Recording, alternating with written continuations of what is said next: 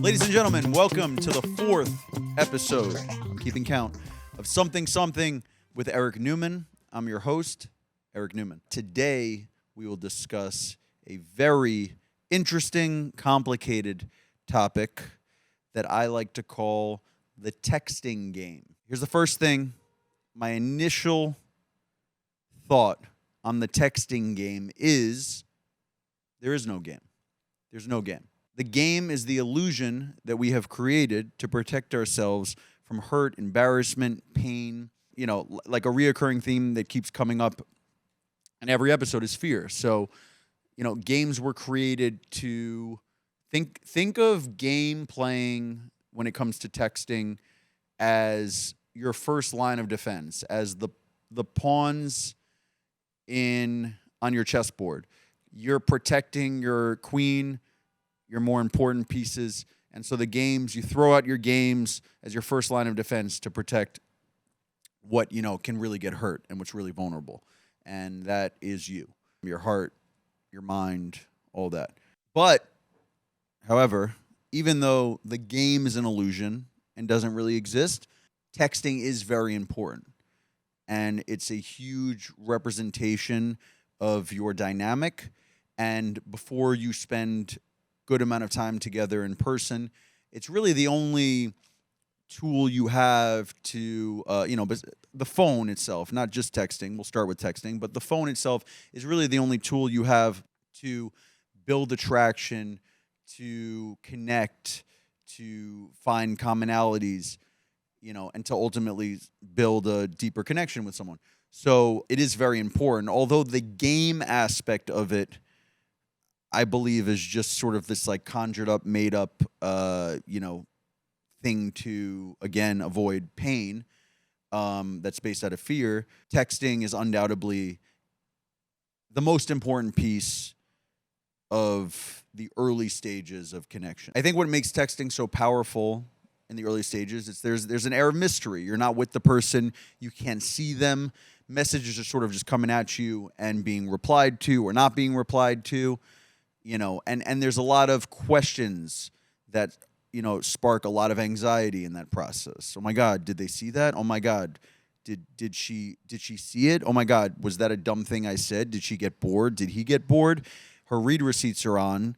We'll talk about read receipts a little later. Read receipts? Read receipts. We'll talk about read receipts a little bit later. Oh my God, we were having this great conversation, and then I said something that I wasn't fairly confident about, and now that person hasn't responded back in 4 hours. So now I'm just staring at my phone, sort of in this moment of anguish, wrestling between, did they get busy? Did I say something dumb? Did they get busy and did I say something dumb? Like, there's just like all these questions. Sort of that's what makes the texting game. I'm using, again, although I have tried to make a case for game not existing, we will use the word game because that's what's relatable to everybody and what people will sort of understand as I'm trying to make my points. So these are all sort of crucial elements in the texting game. As I say every episode, or I hope I say it in every episode, I will only be tackling this from the perspective of a male-female dynamic because that is the only experience I have to draw from.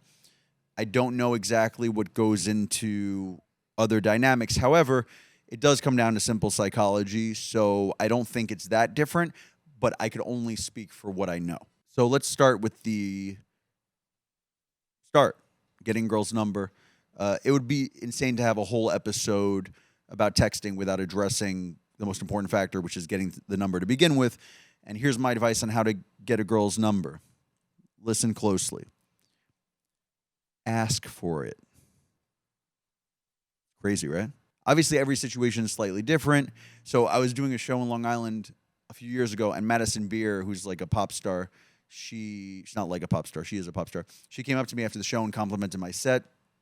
It was crazy because it was the first time I had anybody at like that level, like sort of like ran out of the room to talk to me. And I was like, whoa, this is crazy. And I didn't really know who she was, but I kind of knew her name. And it took me a minute or two to piece it together. And I was like, oh my God, you're like really famous. And she's like, oh, thanks, whatever. She's like, my dad saw you on the Tonight Show. He's in the room with me. And I was like, cool. And then I was like, can I take you for a drink? And she's like, oh, she's like, I'm dating this YouTube guy. I've been dating him for a couple years. And I was like, well, can I have your number for when that ends? And she's like, well, maybe we should just like DM or whatever. I asked for the number. I think it's very important to get to the texting as quickly as possible. Some people will drag things out on social media for a really long time. I like to get to a place of texting as quickly as possible. Look, is there a huge difference between DMing for a while and texting? Probably not.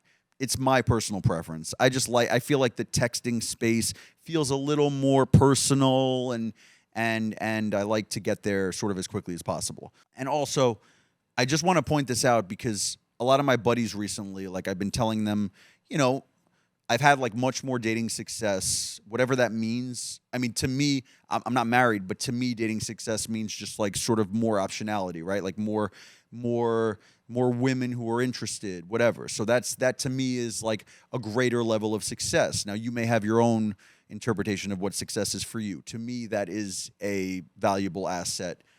And a couple of my buddies will be like, well, I'll tell them, I'll be like, just meet women, dude. Just meet women. He's like, well, they're like, well, I don't get the same opportunities you do because you're on stage every night and you have like, somewhat of a social media following. And I'm like, I totally get that. And I'm not being insensitive towards that.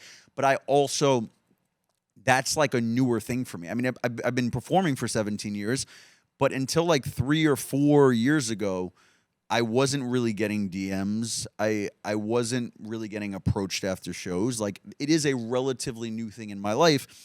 Even before that, like, were there some options after shows? Of course. I was a performer. I mean, the more contact you have with people every night, the more likely it is that you'll have opportunity. But I still had to, I was doing comedy at bars and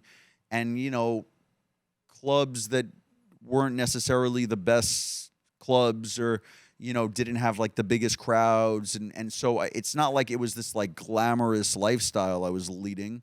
I had always found a way my entire life to like ask girls out. And like I said in, one of the previous episodes, just like if you see a girl in a social situation that you think is attractive, approach her in a way that you feel comfortable with and that, hopefully makes her feel comfortable. But so I want to kind of debunk this theory that I'm not saying that I don't have the most opportunity I've ever had right now up to this point. But also, here's the other thing you have to understand. Like, with women, you can ruin whatever attraction they had to you initially, you can destroy within 6 seconds of speaking to them. Like, this girl I've been seeing recently, she showed me DMs of this NBA player who's been hitting her up, and I don't know what happened. I think he followed her, and then she's kind of a public figure, so he followed her, and then she followed him back, and then he DM'd her, "Thank you for following me. How are you?" And she, I guess, spoke to him for like maybe like a few minutes, and then was like bored and very disinterested. By the way, this is a guy who his contract is actively $30 million right now. He is actively in the middle of a $30 million contract. So, like, again, initial spark, initial attraction can dissolve very quickly. And unless you're dealing with a small minority of women who are truly gold diggers and like their biggest priority is to be with a guy who's, financially successful or famous or whatever, I think women just want to have like a fun, playful dynamic with a guy and a connection that they feel comfortable with. Again, it's all the years of me not having those opportunities and trying to create those opportunities that allowed me to be more successful once the opportunities came. It's like anything else. So anyway, okay, so you get the number, and this is where the real games begin, right? So here's a rule you have to remember. There are no rules except doing exactly what you want to do. That is the only rule. Stop asking friends. That was, and by the way, I was the biggest pussy with this. Like, I would, for years, every single woman I dealt with, interacted with, asked out, dated, I would go to friends. I would go to people who I didn't even know that well. I just like felt I was so needy with having to have information and I just didn't have the ability to fully trust myself yet. I felt like I trusted everybody else around me more. It's a bad move. It's a terrible move. Also, like, I hear guys, and I've been parts of these conversations for years. I hear guys all the time being like, you get a girl's number and you wait 2 days. What? What do you mean you wait 2 days? You don't have to wait. I've texted girls. I assess, every situation is different, and I like to assess every situation individually. Maybe I don't have anything fun to say right after I meet a girl, so I hold out. But if I do have something fun to say, I say it within 5 minutes. I'm not like, oh my God, I'm going to look desperate. Getting trapped in that mentality of looking desperate is desperate in its own right, because you're so focused on how she will view you. That is neediness. Not caring and just saying, this is what I want to do, whether it's successful or not successful, is an attractive quality in itself that will be communicated to whoever you're speaking with and will put you in a better position to succeed. It doesn't matter when you say things nearly as much as it matters what you say and how you say it. If you meet a girl at 2:00 and get her number and text her at 2:12 with something that makes her laugh, you won. Like, she's not going to be like, oh my God, he texted me. What's the 2 or 3 day wait for? Do you honestly think by waiting 72 hours, you are communicating that you are busy for 72 hours straight? Therefore, she must want to be interested in you because of how busy you are. I don't understand. I don't understand where these rules even stem from. That's not true. I understand where they stem from because everybody is so nervous to look too desperate, right? Games, the texting game. Everybody wants to look like they have something going on and that they have interests and hobbies and that they're focused on making money and that they're passionate and that they have a large friend group and that they love hot yoga and that they're part of a running team. Everybody's so desperate to communicate that they think that waiting 48 hours after you met somebody will communicate that. And I understand there is a small fraction of truth to this in that, there's this dating coach, Bobby Rio, who posts videos, and I watch him. And I agree with a lot of what he says, but, his whole big thing is like women love longing.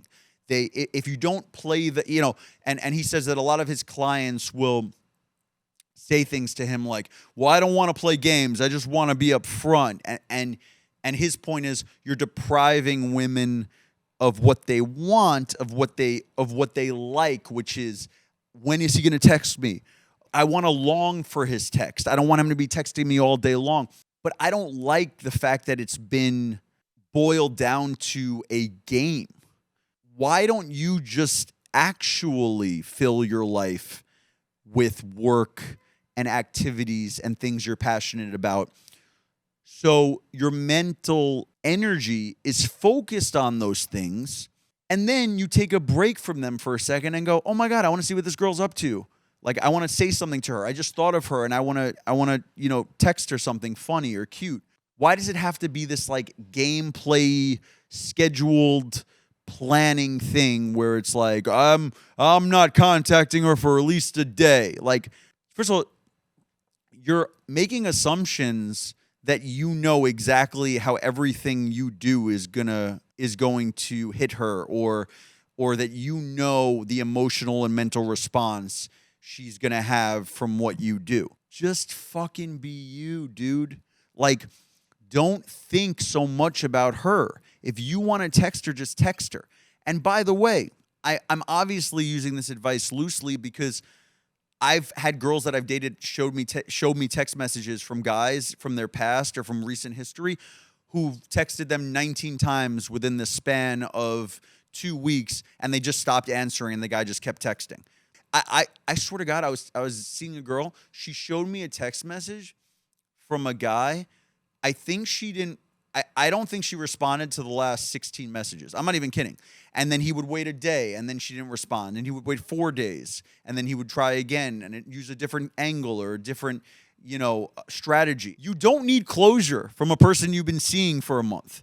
If they ghost you, that is your closure. It is not your responsibility to make them do the kind thing or treat you with respect. You have to treat yourself with respect. If a woman is blatantly ignoring you, she's not interested. That's it. It doesn't matter why. And it doesn't matter if you did something that fucked it all up or said something that was too far, or she realized that you didn't have compatibility, or whatever the reasoning is. And it's never just one reason. Psychologists will always tell you that any decision people make is not just boiled down to one reason. It's a multitude of factors and reasons that maybe they don't even understand. So don't take the energy to try to figure it out. They ghost you, they're gone. That's okay. I'm not saying they won't come back or whatever, but don't send 19 messages. It's never going to go well for you. I want to just quickly shout out two people who have been extremely instrumental. I told you I used to talk to a million people about all my dating situations and should I send this text or what do I do in this scenario or whatever.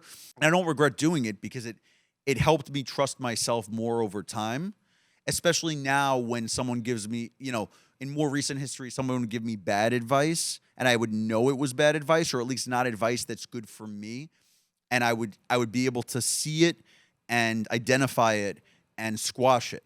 And that also made me have more belief in sort of how I operate and what's good for me. When I was 25, I started becoming friends with my buddy Mark Gerber, who's still my closest friend to this day. And, it was so helpful being 25, having a guy who I relate to very much, who was 36 at the time and had gone through sort of heartbreak and a number of dating experiences that really shaped him and helped him understand what the dynamics are and what he's comfortable with. But even before that, my buddy Terry, who passed away in 2019 of stomach cancer, I still wear this little bracelet that we did it. I put on a tribute stand-up show for him. We raised money for stomach cancer, and I still wear this every day. Shout out to Terry. I miss you, bro. And Terry was my friend. We met when I was 16. I was 15, he was 16. And he really just had a much better understanding of sort of what works and what doesn't, and sort of just how you keep self-respect and how you figure out what you want and communicate that, and how to not put another person before you. I remember this one time, oh my God, man. I always think about this story. I was early on in stand-up. I was probably 22, 23. And Terry and I went to Gotham Comedy Club to watch a show. I was telling Terry all about the situation with this girl that basically, she was really interested in me in the beginning. We were texting a lot. We never hung out. We texted for about a month. Also, that's the other problem. Unless there's crazy circumstances where it's long distance or whatever, try to hang out as quickly as possible. Don't drag on this whole texting thing, man. You want to find out if you're compatible in person. You want to find out if there's chemistry in person. Texting is one thing, in person is another. So just try to get off the phone as quickly as possible. But I was texting with this girl, and I guess she was really interested at first, and I just bored her to death with my texting, and was just sending her boring, mundane messages, just the same typical shit that guys always ask. How's your day going? What did you have for lunch today? What did you have for dinner? Girls are they don't want to, unless they're your two chefs talking. I don't think girls are that interested in telling you exactly what they had for dinner, unless maybe they cooked up a meal. I'm not saying there aren't cases where they are. I'm just saying in general, be more interesting than that. And the way you become more interesting is by being interested and by actually just being who you are. So anyway, I don't know what it was. Whatever it was, there's this whole thing about power dynamics in relationships. That's sort of made up too. You shouldn't be sort of, I'll get into this a little later, but the point of texting shouldn't be for you to have the upper hand. Oh, great, I'm going to now pull away after I got her closer to make her want me more. I don't think the point of getting to know someone is to drive them fucking crazy. Like, truly, I just don't think it's a kind thing. I just think you have to keep your self-respect and your dignity. That's all. And be honest about what you will tolerate and what you won't. And if someone ghosts you, like my whole thing is like if I ask someone a question and they ghost me, I just I just delete the text message chain. I'm not trying to be a dick. It's just that it's a rude thing to not respond to someone. So I don't tolerate rudeness to a large degree. And to me, it's like, okay, I understand if you're busy or whatever, but you need to make the next move only because I just want to set a boundary that like I'm not going to like be asking you questions and then you don't respond back to me. Like that's not a situation that is going to unfold and continue in our dynamic no matter how long it goes. Again, boundaries. I'm not playing games. It's just like if I ask you a question, you don't respond, it's rude. So we're not going to continue the conversation. Like if you were in person with that person sitting at a cafe and you ask them, you know, whatever, like, what are you doing this weekend? And they don't respond. No, I'm sorry. If you ask someone, if you're with someone in person and you ask what they're doing this weekend and they just stare at you and not respond, that'd be fucking weird. That's sort of the equivalent of text messaging. I'm asking you a question, you're not responding. Okay, swipe, you're gone. You want to get back to me? Get back to me. If you don't, that's no problem. I found out now. You know? It's not bad. It's good to find out who's not good for you. That is a pivotal part to eventually finding out who's good for you. Anyway, I went off on a tangent.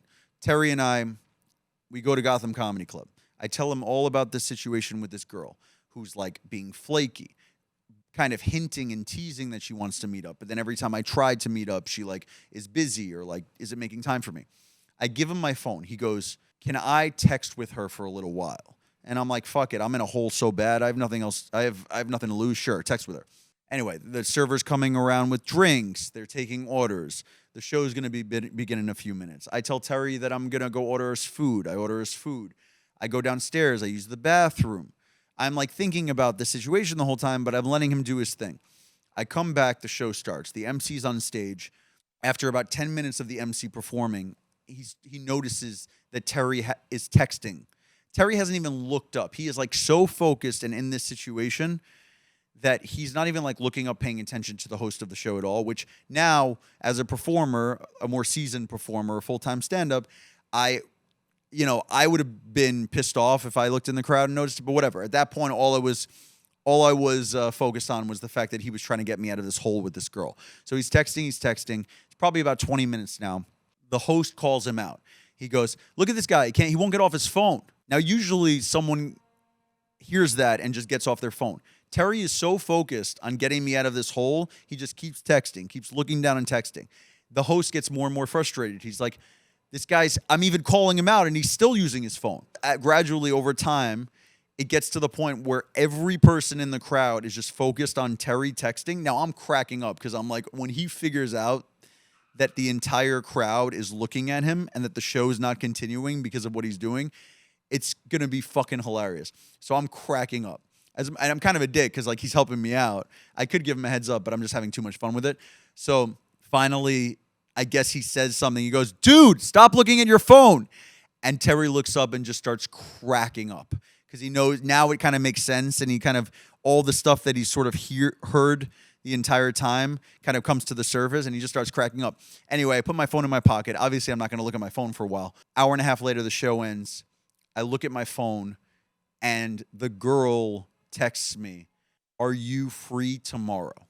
I could not fucking believe it. This was a girl that's been dodging me for weeks already and asked me if I'm free tomorrow.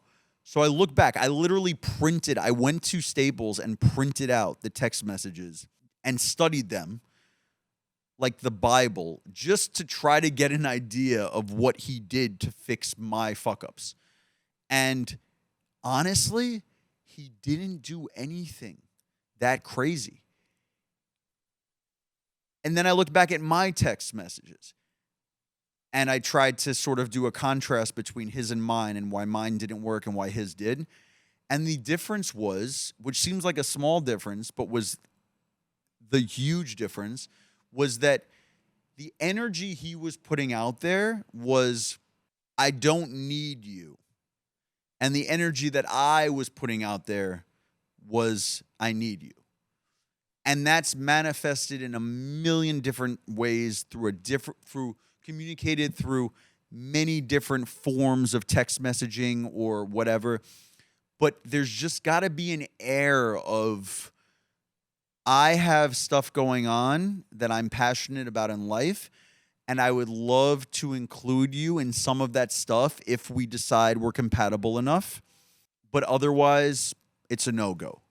To ask friends for advice of what to say back isn't nearly as important as understanding the emotional place that you're coming from when you text, when you voice memo. By the way, I'm a huge advocate of voice memoing. I love it. First of all, it's fucking hilarious because I don't know if you know this about voice memoing. I did a joke about it one time. If you voice memo and they respond back with text, eventually all your voice memos disappear and it looks like the girl just sent you 25 messages in a row. And I like to usually make fun of her about it and tease her or whatever. It's a lot of fun. But also it just like, again, anything that makes you closer, anything that elevates, right? So like voice memoing is like you hear somebody's voice. And it just like kind of makes you feel a little closer. And then I don't play, like if I'm text messaging with a girl for a couple of days and it's going well and we're enjoying each other's vibe, maybe I'll just FaceTime her out of the blue. At 2 p.m. I'll be like, I want to see her face. I haven't seen her since I met her. And I want to FaceTime her. And maybe she picks up, maybe she doesn't. The point is to be bold, to not care so much about what the result is. It's like in sports, I sort of like always compare stuff to sports, like romantically to like basketball. When you lose confidence in basketball, when you're having an off shooting night, you tend to aim the ball a little more instead of just like trusting that the ball will go in. So like Kobe used to always say this quote, which I loved, which was like, I'd rather shoot 0 for 25 than shoot 0 for 3, because if I shoot 0 for 3, it showed that I gave up shooting. The point is to just always think that your next shot is going to go in. It's not as important to like try to get everything perfect. Like be bold, man. And a lot of guys aren't as bold as me. And a lot of guys that I give advice and say what I do wouldn't do these things. That's okay. That's your personality. It's not mine. I think the bolder, the better, as long as you stay within respectful, boundaries. But like, I'll like tease a girl and joke with a girl and be bold and make sex jokes pretty early on. Like sexuality is like the thing that everybody's feels like weirdest about and like is the most vulnerable topic. So if you can squash that tension with a few like cute sex comments or funny jokes, like she'll feel more comfortable with you. And I think guys often like miss the mark on this. I think guys are like, I'm going to get drunk and try to fuck her. Like that is beyond the worst thing you can do. Like I said in the last episode, I'll make jokes about it in text messages, and that has absolutely no bearing on when I actually think we're going to have sex or when I'm going to make a move. I just want to put it out there like I'm a sexual person. I joke about sex a lot, and that has no bearing on when we actually have sex. What you're doing is you're showing them that you are confident and that you're passionate about the things you're passionate about. And sex is one of the things I'm very passionate about, so I like to joke about it. And humor is one of the things I'm very passionate about, so why wouldn't there be that crossroads for me? And that's who I am, but you have to figure out who you are. Let all parts of your personality show in some way to some degree. Me personally, I've realized that I have many, many different traits. I like to think that I'm kind and sweet and sensitive, but I'm also a little bit of a dick. And I like to test and I like to challenge, and I'm not hiding those things. And by the way, sometimes I'll talk to a girl now and she'll be asking me about my dating history, and I'll be like, yeah, I'm 37, I'm not married. I tell girls straight up now that I'm open to marriage. No girl's been able to tie me down. Good luck. Like I'll be a dick about it a little bit, but like in a fun way. And I'm not like scared of that. And I'm not scared to say that I was unfaithful in a past relationship, and that going through that helped me figure out that I'm very against cheating, and that therapy's been a huge aid in that as well. And now I'm happy.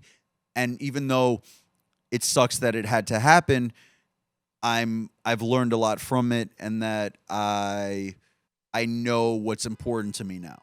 So like, I'm not scared to say those things, and I'm not scared to say them very early on.